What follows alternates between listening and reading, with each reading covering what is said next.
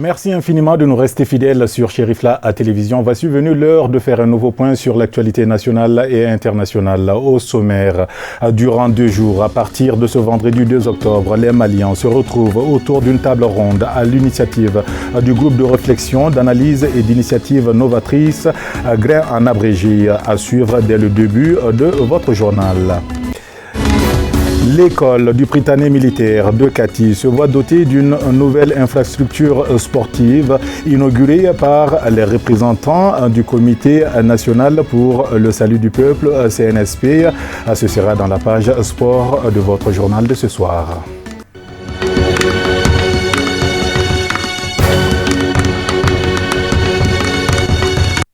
Bonsoir mesdames et messieurs, bienvenue à vous qui nous rejoignez dans cette nouvelle session d'information sur Chérifla à télévision. Je viens de vous l'annoncer, le groupe de réflexion, d'analyse et d'initiative novatrice Grain a initié ce vendredi 2 octobre une table ronde sur la refondation au Mali.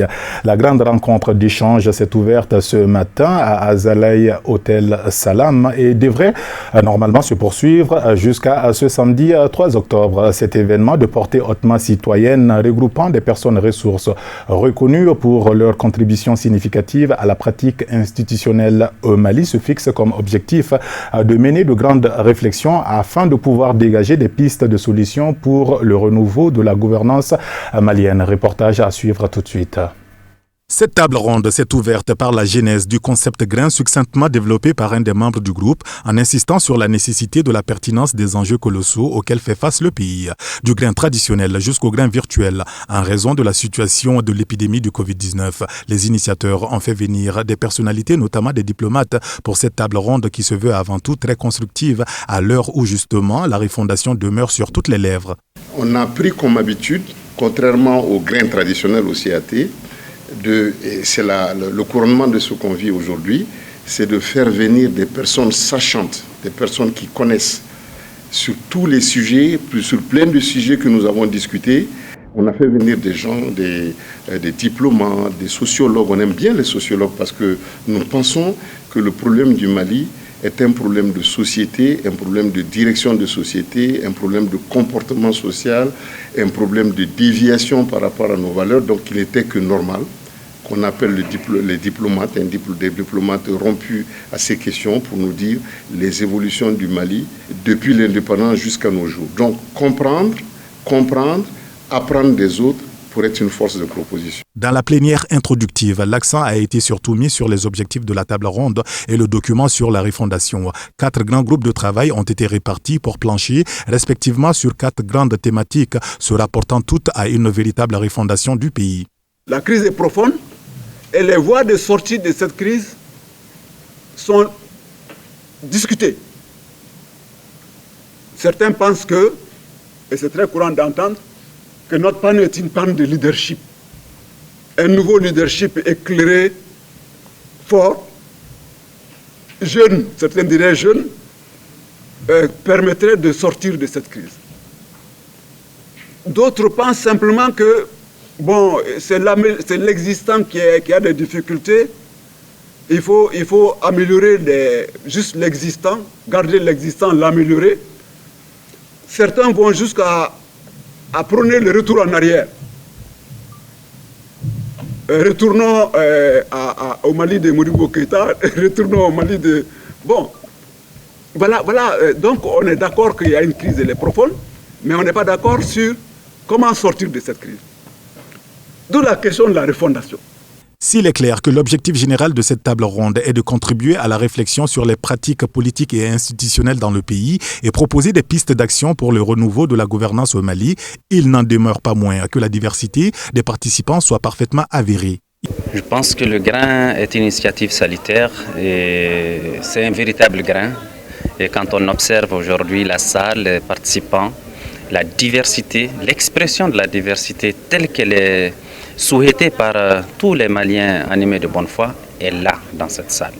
Donc nous ne pouvons que nous réjouir que dans ce pays traversé par des crises, et par des hésitations, par des interrogations, il y a des hommes et des femmes qui ont le courage de transcender les clivages et d'essayer de réunir le maximum des Maliens en tenant compte de leur diversité, de la diversité d'opinion, de la diversité du territoire, de la diversité linguistique et tout ce qui s'ensuit. Donc nous saluons cette initiative et nous comptons y apporter une force de proposition en fonction de nos connaissances de différents thèmes et de différents enjeux qui seront à l'ordre du jour aujourd'hui et demain. En définitive, ce cadre de réflexion à l'initiative du Grain souhaite, au terme des travaux, apporter de véritables pistes de solutions pour sortir le pays de ces multiples crises cycliques et d'asseoir de façon définitive et pérenne un modèle de gouvernance qui inspire confiance et prospérité pour un meilleur vivre ensemble.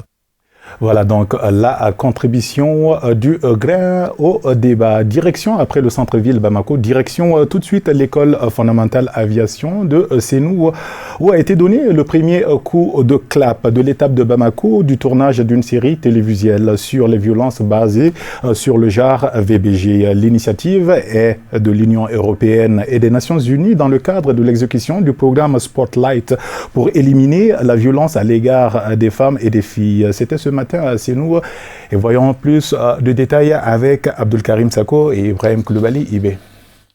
Les chiffres de l'enquête nationale démographique et de santé du Mali en 2018 sur les phénomènes de la violence à l'égard des femmes et des filles sont révélateurs. Ce fléau à l'égard de la gente féminine est au centre des réflexions des pouvoirs publics du Mali depuis 3 décennies maintenant. Cependant, la persistance de la violence sur toutes ses formes contre la femme demeure une réalité.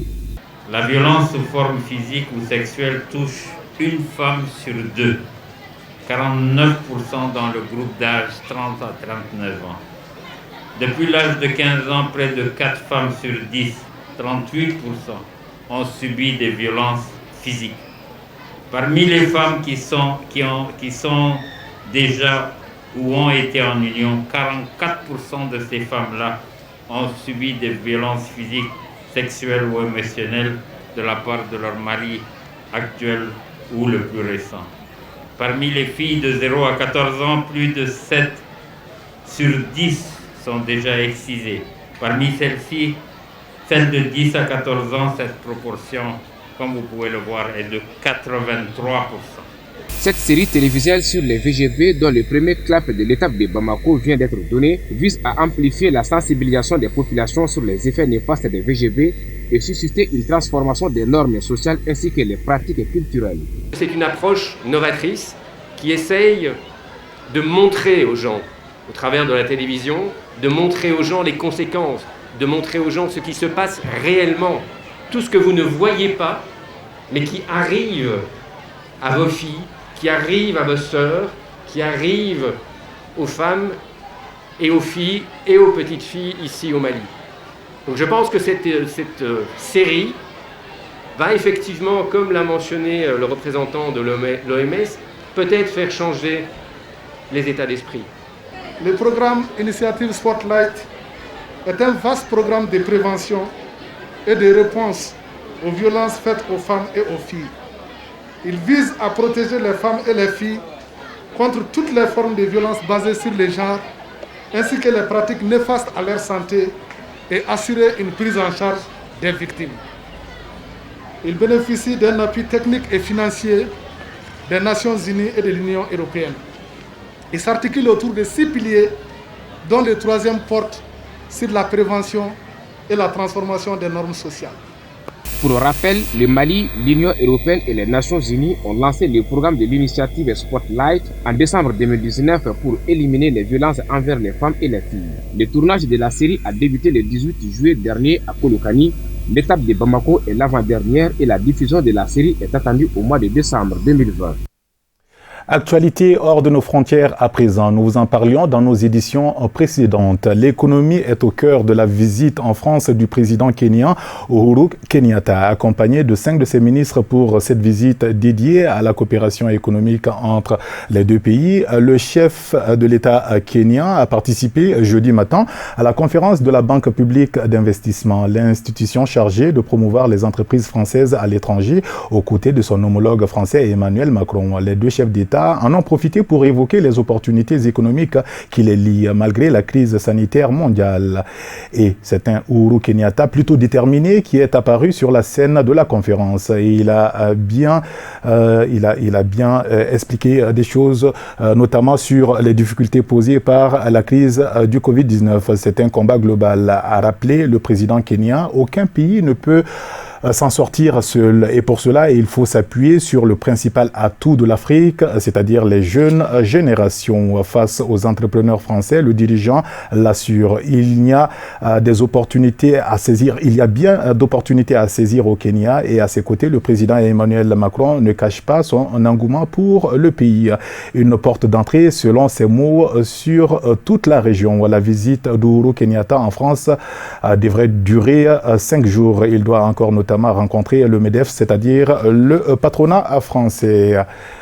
Et nous restons en Europe pour vous parler justement du sommet européen, les dossiers brûlants des 27, les tensions en Méditerranée orientale, la crise au Bélarus ou le conflit dans la région du Haut-Karabakh étaient notamment à l'ordre du jour du sommet européen qui a réuni pendant 2 jours à Bruxelles les chefs d'État et de gouvernement des 27. L'Union européenne adresse un message de fermeté à la Turquie par exemple. Les 27 n'hésiteront pas à prendre des sanctions si Ankara ne stoppe pas ses explorations gazières. La déclaration d'Ursula von der Leyen est sans équivoque dans ce sens. Les 27 dirigeants de l'Union européenne se sont également entendus sur une procédure de sanctions contre les responsables bélarusses. Les sanctions européennes doivent viser 40 responsables bélarusses accusés de répression contre l'opposition ou de falsification du résultat de la dernière élection présidentielle jugée frauduleuse par l'Union européenne. Le président Alexandre Loukachenko n'est toutefois pas personnellement visé par ces sanctions.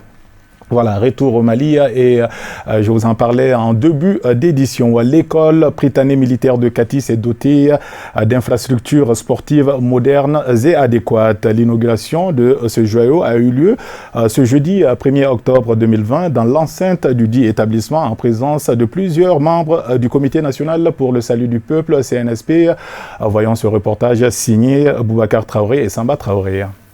Ces infrastructures sportives composées entre autres d'une salle multifonctionnelle, d'un terrain de jeu multifonctionnel, à savoir des basketball, des handball, des volleyball, des tennis, des karaté et d'autres disciplines sportives, grâce à la réalisation financière de l'État.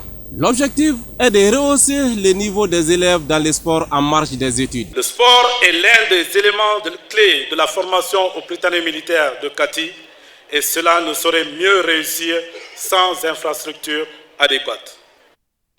L'inauguration de nos nouvelles infrastructures et matériels d'équipement est l'une des raisons de notre regroupement aujourd'hui. Merci à tous ceux qui ont permis la réalisation de cette inestimable œuvre.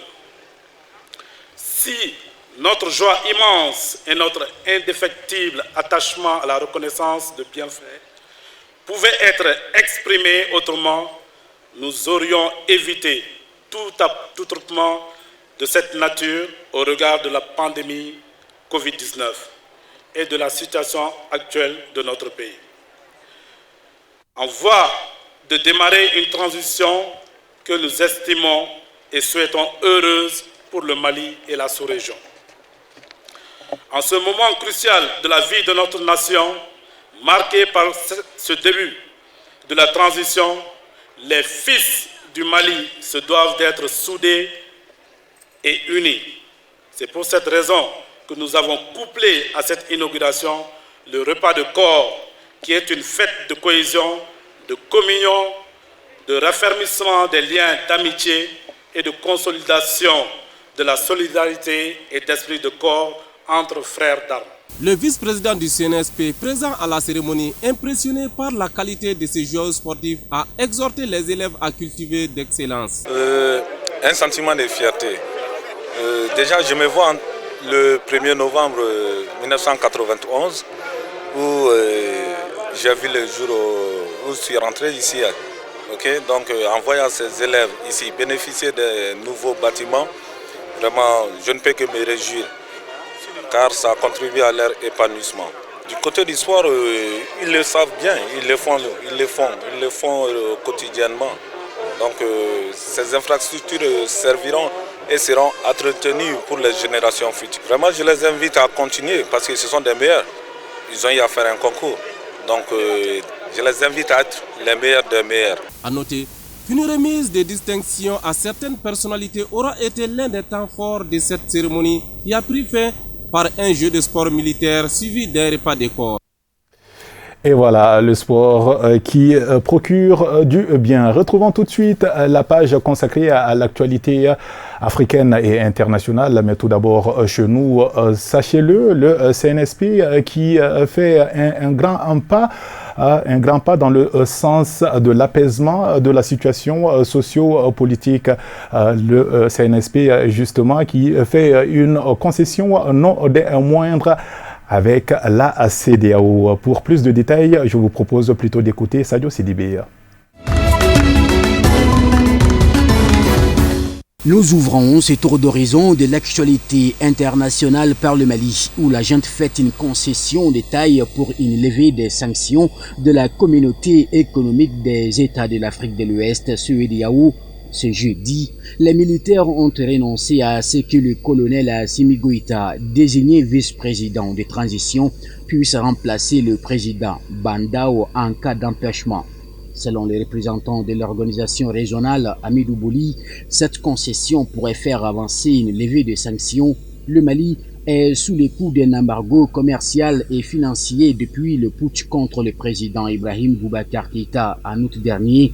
La junte s'inquiète de ces retombées alors que le pays est embourbé dans un marasme économique couplé à une crise sécuritaire et politique menaçant la stabilité de la région. Les colonels se sont engagés à rendre le pouvoir aux civils après une période de 18 mois pour organiser des élections générales dans le pays. L'actualité politique en Guinée-Conakry, des représentants de l'ONU, de l'Union africaine et des pays d'Afrique de l'Ouest sont en mission à Conakry depuis le jeudi 1er octobre. Ils ont salué les assurances du président Alpha Condé, candidat à un troisième mandat controversé pour un scrutin pacifique. Cette visite survient en pleine campagne électorale, le scrutin présidentiel devant se tenir le 18 octobre prochain. La mission a entamé tambour battant des consultations avec les acteurs de la crise guinéenne au sortir d'une audience avec Alpha Condé au palais présidentiel. Les représentants de la CEDEAO, de l'Union africaine et de l'ONU en mission conjointe à Conakry ont exprimé leur satisfaction après les assurances du président guinéen d'organiser le 18 octobre prochain un scrutin pacifique et libre. Cette fois-ci, l'actualité en Côte d'Ivoire sur les plans de l'industrie et ce jeudi 1er octobre a marqué le lancement de la campagne cacao 2020-2021 en Côte d'Ivoire et au Ghana.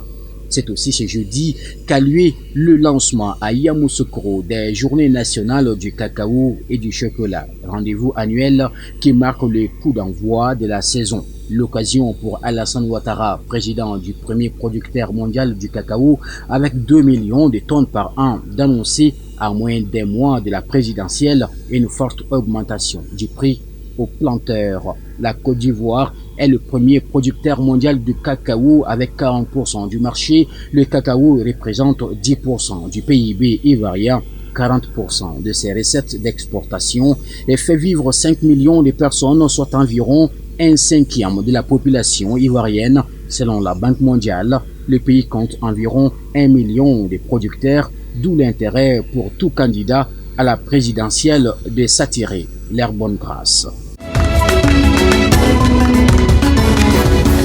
Un mot de politique cette fois-ci au Rwanda. Les proches de Paul Rugeza-Banyan appellent à la mobilisation internationale pour les héros du film Hôtel Rwanda. Détenu à Kigali depuis fin août, l'ancien directeur de l'hôtel des 1000 collines est inculpé pour terrorisme, meurtre et financement de rébellion. Ce vendredi, la justice rwandaise devrait se prononcer sur une demande en appel de remise en liberté sous caution. Ses enfants dénoncent l'interdiction à avoir recours à des avocats de son choix et demandent l'intervention de la Belgique, dont il est un ressortissant, pour qu'il quitte le Rwanda. Connu pour avoir sauvé des centaines de vies pendant les génocides rwandais, Paul Rusesabagina est un farouche opposant du président Paul Kagame. La semaine dernière, il avait reconnu avoir participé à la création d'un groupe rebelle affilié à son parti d'opposition sans pour autant cautionner les actes de violence. L'actualité européenne. La France doit s'attaquer au séparatisme islamiste, a déclaré ce vendredi matin le président français lors d'un discours au Mouro, banlieue dite sensible de la région parisienne. Pour ce faire, un projet de loi de lutte contre les séparatismes sera présenté le 9 décembre prochain en Conseil des ministres. Nous ne laissons pas tomber dans le piège de l'amalgame tendu par les polémistes et les extrêmes qui consisteraient à stigmatiser les musulmans. Le président français a annoncé plusieurs mesures comme l'obligation pour toute association sollicitant une subvention publique de signer une charte de la laïcité, un encadrement renforcé des écoles privées confessionnelles, une limitation stricte de l'instruction scolaire à domicile. Le président de la République a aussi estimé que les autorités avaient leur part de responsabilité en ayant laissé se développer la ghettoisation des quartiers. Emmanuel Macron a également insisté sur son intention de libérer l'islam de France des influences étrangères en mettant fin au système de formation des imams à l'étranger. L'actualité américaine sur le plan sanitaire. Donald Trump a annoncé tôt ce matin, vendredi 2 octobre, avoir été testé positif au nouveau coronavirus, ainsi que son épouse Melania. Donald Trump, qui brigue un second mandat lors de l'élection présidentielle du 3 novembre, avait dit jeudi s'être placé à l'isolement après qu'une de ses proches conseillères a été testée positive au nouveau coronavirus. Donald Trump n'a pas cessé de minimiser le danger du coronavirus. Il parcourt le pays sans relâche et participe à des meetings quasiment chaque jour sans jamais porter de masque. La Maison-Blanche a dans la foulée annoncé l'annulation d'un déplacement en Floride prévu ce vendredi pour un meeting de campagne à l'approche de l'élection présidentielle du 3 novembre prochain. En effet, Donald Trump partageait la scène cette semaine avec Joe Biden, 77 ans, à Cleveland pour le premier débat télévisé. Il a d'ailleurs moqué son rival démocrate parce qu'il portait le masque. Et voilà donc, c'est cette page inter qui referme votre journal de ce soir que nous vous remercions d'avoir suivi. Juste avant de se quitter, un grand merci à l'équipe de réalisation de ce soir, Adama S. Koulibaly, Moussa Bala Traoré, régie d'antenne, Souleymane Diarra Di Kotié. À 21h, vous avez rendez-vous avec Kafouné Batili pour les nouvelles en langue bamanakan. Excellente suite de programmes sur Chérifla TV et à très vite. Merci.